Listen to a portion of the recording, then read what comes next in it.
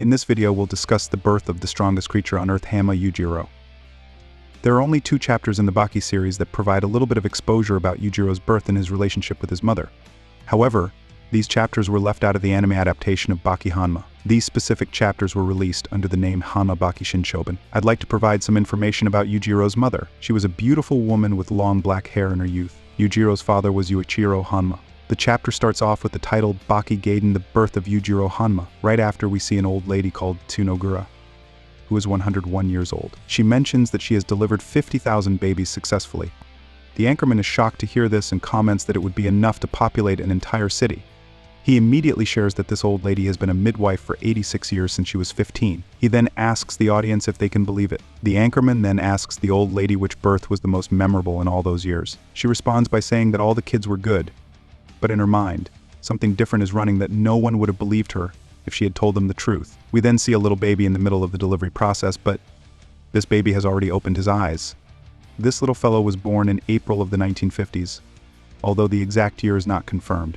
In the next panel, we see a lady who is taken aback by what she just witnessed. It was none other than Tsunogura in her late 50s. She is shocked that the baby has already opened his eyes, causing her hands to tremble. As she tries to pull the baby out by grabbing his head, the baby immediately opens his eyes again, as if trying to say something. When she finally pulls the baby out, she notices that his body feels much harder than that of other babies. Later, we see the same old lady, probably in her home, reflecting on the event. She mentions that everyone knows newborns can't see. Even a child knows that. She continues, explaining that while delivering that particular baby, he looked at her with dead eyes. Of course, the baby didn't speak, but it was as if she could hear what he was thinking at that time. After taking a sip of tea, she remarks that the incident really caught her off guard. She then questions whether anyone has ever heard of a midwife taking orders from a baby. The scene shifts to the mountains, where we see a temple. In the panel, we see a huge statue of Lord Buddha with a woman sitting in front of it. The woman's face is not revealed, but by looking at her appearance, it seems that she is a priest at the temple. The woman then says she will never forget the day she gave birth to her own son, the one that set her on this path. She explains that it was morning, and she tried to feed the baby for the first time, but baby Yujiro bit her while feeding. She lifts the baby's lip and sees a single fang-like tooth protruding from his mouth. Immediately, the baby starts feeding by grabbing it on his own. The mother suddenly realizes that it was more than words. It was as if baby Yujiro was speaking directly to her mind. She reflects on the moment, thinking that as a mother, whose role is to set an example, is there anything more humiliating than being forced to feed your own child? Later that night, shortly after baby Yujiro was born, he started crying at the top of his lungs. It was more than a typical temper tantrum. It felt as though the entire house was shaking. The mother tried everything she could, feeding him with a bottle, playing with toys, but nothing seemed to work.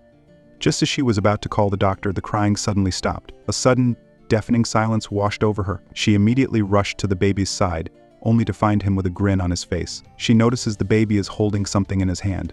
When she opens his hand, it's a dead frog.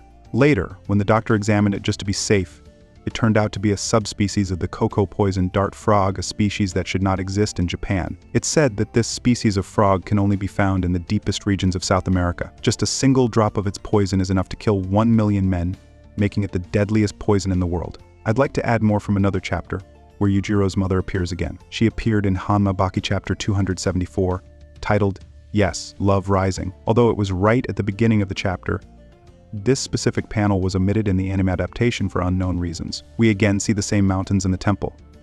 Inside the temple, we see Yujiro's mother, who now appears to be the head of the temple and looks much older. She mentions that she stopped being Yujiro's mother because he was such a great vessel, something much more than her, from the moment he was born. She recalls the past incident where baby Yujiro extorted his own mother into feeding him. She continues to say that Yujiro was a very strong child, but she quickly corrects herself by saying he's a strong person. She mentions that she won't beat or strike anyone, but that child will hurt people and animals, as you can tell by his past actions. She concludes by saying that she is completely dedicated to being a priest. However, if anyone tries to challenge his blood, Hanma Yujiro's blood, the first thing they should absolutely know is that he is an extremely dark man. Yujiro Hanma's origin story is one filled with extraordinary and terrifying details, painting a vivid picture of the birth of the strongest creature on Earth. These chapters provide rare insights into Yujiro's early life, highlighting his unique and fearsome nature from the very moment of his birth. From the accounts of Tsunogura, the 101-year-old midwife, who delivered Yujiro, we learn about the supernatural qualities he displayed as a newborn. Unlike any other child, Yujiro opened his eyes immediately after birth, exhibiting a cold, lifeless stare that unnerved even the most experienced midwife. His unusually hard body and apparent awareness set him apart from any other infant, leaving a lasting impression on those who witnessed his birth. The story also delves into the experience of Yujiro's mother, who faced a deeply unsettling and humiliating challenge as she attempted to nurture her son. Yujiro's predatory instincts were evident even as a baby when he bit his mother's breast during feeding and later displayed a sinister grin while holding a deadly frog, something no ordinary child would or could do. These early signs foreshadowed the immense strength, darkness, and brutality that would come to define Yujiro Hanma. Moreover, the narrative further explores Yujiro's mother's reflections as she devoted herself to a life of spiritual service in a temple. She acknowledges that her son was far more than she could ever be, a vessel of overwhelming power and darkness. She accepted that from the moment of his birth, Yujiro was destined for something far beyond her comprehension, an unstoppable force capable of immense destruction. This story not only underscores Yujiro's exceptional nature, but also gives us a glimpse into the profound and disturbing influence he had on those closest to him, even from the earliest moments of his life. It highlights the blend of fear, reverence, and helplessness that Yujiro inspired in others, setting the stage for the legend of the strongest creature on Earth. Well, that's it for today. If you enjoyed the video, don't forget to like and leave your thoughts in the comments. Don't forget to subscribe, and I'll catch you in the next one.